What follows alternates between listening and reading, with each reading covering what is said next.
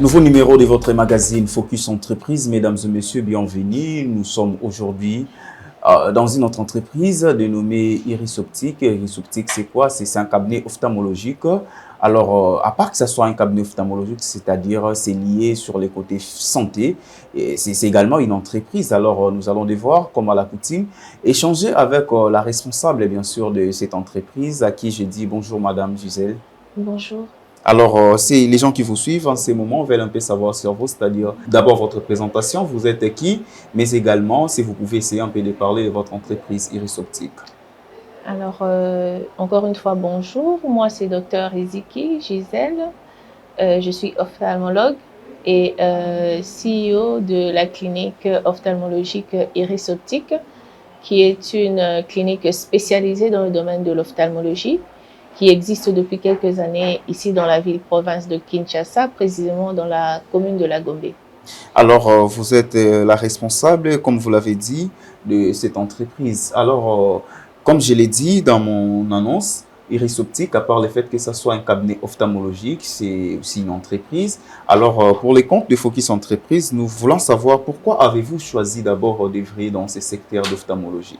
Eh bien, à la base, je suis médecin de formation, donc j'ai suivi ma formation à l'université de Kinshasa et étant déjà étudiante mariée, j'ai choisi de me spécialiser en ophtalmologie parce que c'était pour moi une spécialité qui me semblait la meilleure pour pouvoir cumuler ma vie de famille et ma vie professionnelle. Donc, étant devenue spécialiste en ophtalmologie, il était pour moi naturel d'avoir un cabinet ophtalmologique.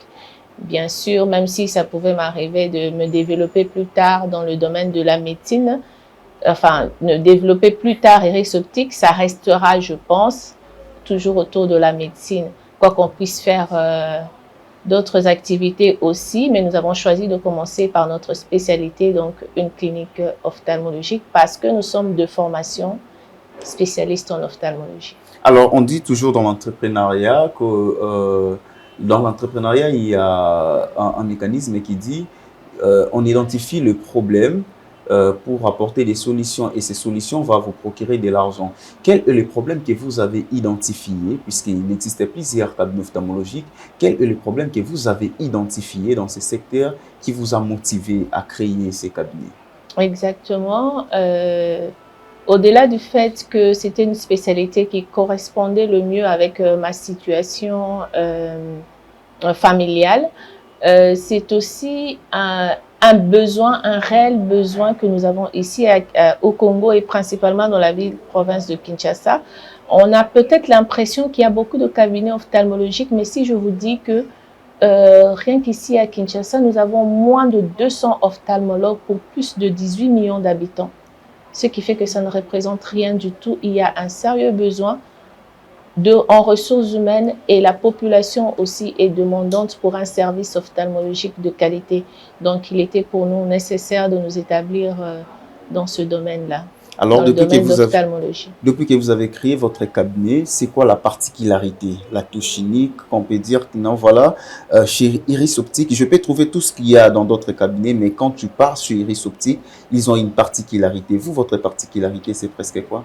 Effectivement, c'est déjà d'œuvrer dans un domaine qui est déjà rare, où la ressource humaine est faible et où le patient peut retrouver des services de qualité, c'est-à-dire en termes de matériel, en termes d'expertise, en termes de plateau technique, pour pouvoir satisfaire le besoin de notre patientèle.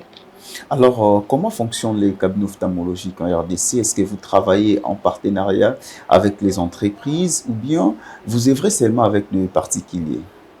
En réalité, donc, une clinique ophtalmologique, c'est une entreprise Alors, dès le départ, pour s'installer, vous devriez avoir tous vos documents, que ce soit par le ministère de la Santé, remplir toutes les formalités administratives au niveau de la commune, de la zone de santé. Après cette étape-là, il nous faut absolument travailler avec des partenaires. Bien sûr que ça peut être des sociétés privées ou publiques, mais les particuliers ne sont pas exclus non plus. Donc, nous sommes réellement une société ouverte à toute forme de collaboration, même avec des mutuelles de santé. Nous collaborons aussi avec eux pour pouvoir faire tourner, que tout le monde se retrouve, que ce soit le patient, nous de notre côté en tant qu'entreprise et les sociétés qui acceptent d'avoir un partenariat avec nous. C'est tout le monde qui peut venir travailler avec vous. Mais puisque vous êtes une société, c'est-à-dire vous devez aussi être utile pour la société congolaise, qui est notre mère patrie, alors en quoi Iris Optique peut s'être fière de dire qu'elle contribue à l'économie congolaise? Exactement, comme je l'ai dit précédemment, avant de commencer, nous devons d'abord remplir toutes les formalités administratives, c'est-à-dire être reconnu par l'État congolais. C'est déjà une manière de participation, donc avoir notre registre de commerce, avoir notre société avec tous les documents en ordre. Du coup, nous payons des impôts, nous payons les taxes et ensuite, nous engageons aussi du personnel, c'est-à-dire que nous engageons de la main-d'œuvre, donc nous diminuons aussi quand même d'une certaine manière le taux de chômage dans le pays. Et je mets particulièrement un accent sur l'engagement des femmes. Si vous avez remarqué, dans ma société ici, nous avons 80% du personnel qui est féminin. Donc, je mets un accent particulier à promouvoir le travail pour les femmes. N'est-ce pas une discrimination, madame? Pas du tout, parce que si nous regardons notre histoire déjà, même dans notre pays, par rapport à la politique, le Parlement, pourquoi nous avons eu à lutter pour la parité? Ça veut dire que jusque-là, les femmes ont toujours été très faiblement représentées. Alors, étant femme, j'aimerais promouvoir le travail des femmes aussi, sachant qu'elles ont subi beaucoup de discrimination jusque-là. Alors moi, bien sûr, nous tenons compte aussi des compétences et du poste à pourvoir, mais pour les mêmes compétences, je préférais prendre une femme. Parce que vous êtes femme. Parce que je suis une femme. Alors, quelles sont les difficultés que vous rencontrez quotidiennement lors de l'exercice de votre profession? Vous êtes une entreprise, je pense que les difficultés ne peuvent quand même pas manquer. Oui, bien sûr. Je voudrais vraiment attirer une attention particulière sur les formalités administratives dont j'ai parlé, qui peuvent prendre beaucoup de temps lorsque vous êtes en train de chercher à démarrer, à lancer votre entreprise. Ici, je pense que les autres entrepreneurs ne me contrediront pas. Pour pouvoir avoir les documents de la société, avoir toutes les autorisations nécessaires, ça relève vraiment d'un parcours de combattant. Et puis, deuxièmement, je pourrais dire un manque d'accompagnement. Un manque d'accompagnement parce que lorsque nous débutons notre entreprise, il faut savoir que nous avons besoin de financement, nous avons besoin d'être accompagnés aussi parfois par notre entourage. Je veux dire que les banques ne nous accompagnent pas vraiment. L'État aussi timidement par rapport aux taxes. Je parlerai des taxes. Je pourrais le dire peut-être dans les recommandations, mais je proposerais qu'il y ait un système d'accompagnement, surtout pour toutes les entreprises qui débutent, que ce soit que les banques nous assistent dans ce sens-là et que l'État aussi nous accompagne dans ce sens-là. Je pense que beaucoup de gens ou beaucoup de jeunes ou beaucoup de femmes, beaucoup de médecins ont des projets, mais il y a certaines personnes qui deviennent réticentes rien qu'en pensant au parcours du combattant que c'est au départ, les charges à payer, les taxes, les impôts, et puis après d'un manque d'accompagnement financier du côté bancaire. Si l'État peut vraiment se pencher sur le dossier des entrepreneurs en débutant, je ne vais pas dire jeunes entrepreneurs parce que je me considère plus jeune, je vais dire des entrepreneurs débutants, peu importe l'âge, qui, si c'est possible, s'il y avait un système d'accompagnement bancaire et étatique pour ce genre de société, ce serait une bonne chose, je pense. Vous ne pensez pas qu'il y a des fois les Congolais abusent aussi? Vous allez dans une banque comme ça, demander un crédit, on vous donne des crédits et pour payer, ça devient un problème, n'est-ce pas? Il y a un problème qui a créé une méfiance entre les entrepreneurs et les banques. Je ne pense pas que le problème soit à ce niveau-là. Sous d'autres cieux, vous avez les banques qui accompagnent des startups, des sociétés qui commencent. Mais nous, déjà ici, une société qui est en train de débuter, les banques ne les financent pas. Les banques ne financent pas les projets. Les banques ne vont que vers les sociétés qui existent déjà et qui font déjà du chiffre. Alors qu'il y a une autre catégorie de projets qui sont porteurs, de projets qui seront bénéfiques, mais qui ont juste besoin d'un petit coup de pouce au départ. Déjà, même là, à ce moment-là, on ne parle même pas encore de crédit, mais on parle de financement. C'est-à-dire, quand je veux parler de financement, je veux parler aussi du taux d'intérêt qui va suivre par rapport à la personne qui est en train de débuter. On ne va pas demander à une société qui commence d'aller payer un intérêt de 12%, comme une société qui existe depuis 15, 20 ans, 10 ans. C'est à ce niveau-là déjà dont je parle. Et il y a plusieurs mécanismes que la banque peut mettre tout autour pour pouvoir accompagner ce genre d'entreprise. Mais tout récemment, il y a le ministère de la Jeunesse, mais également le ministère du Petit et Moyen Entreprise qui avait lancé des concours pour demander à ce que les entrepreneurs viennent avec leurs projets. Vous, en tant qu'entrepreneur, avez-vous déjà soumis une fois un projet et cela n'a pas été soutenu? Non, je ne l'ai pas fait parce que j'ai déjà entendu ce que je suis en train de vous dire là, qu'on ne finance pas des projets. Je l'ai déjà entendu et ça s'est déjà vérifié sur terrain. Là, vous parlez d'un concours, donc ce n'est pas, c'est peut-être ponctuel et je ne sais pas vous dire si c'est un concours qui durera pour combien de temps. Ça doit être certainement pour un temps et pour une certaine catégorie de personnes, pour une certaine catégorie de projets. Donc moi, non, je ne l'ai pas fait parce que en m'informant, j'ai bien appris que les banques ne finançaient pas les projets. Alors, vous venez là de numérer plusieurs difficultés. Exactement. Comment faites-vous maintenant avec toutes ces difficultés pour que vous puissiez vous en sortir, payer les agents et autres? Comment faites-vous? Donc, alors, pour ma part, je pense que tous les jeunes entrepreneurs les entrepreneurs de manière générale sont passés par cette étape-là, c'est demander une préparation. Vous commencez par rédiger votre projet, à le planifier, ensuite se préparer financièrement. Pour nous qui travaillons déjà, nous avons eu à faire des économies, nous avons eu à planifier notre projet. Lorsque nous nous sommes sentis prêts, nous avons investi et nous avons continué progressivement. Nous avons, Dieu merci, la main de Dieu qui nous a soutenus. Sans cela, nous ne savons pas comment ça allait se passer. Mais voilà, bien que difficile, nous continuons à évoluer tant soit peu. Bien que difficile, vous évoluez. Nous arrivons presque à la fin, madame, mais on aimerait savoir, vous êtes entrepreneur en République démocratique du Congo. S'il fallait faire une lecture de l'entrepreneuriat au Congo, qu'est-ce que vous pensez concrètement de l'entrepreneuriat en République démocratique du Congo? Alors, ce que j'aime bien, c'est déjà ce mot-là qui soit introduit dans le vocabulaire de tout le monde, dans le vocabulaire du Congolais. L'entrepreneuriat, tout le monde s'intéresse à ça parce qu'en fait, je crois que ça existait déjà, mais sous d'autres formes. Par exemple, la maman qui vend son pain au coin, elle est entrepreneur. La maman qui vendait au marché, elle est aussi entrepreneur. Sauf que c'est peut-être pas le même terme qu'elle utilisait. Elle a peut-être pas les mêmes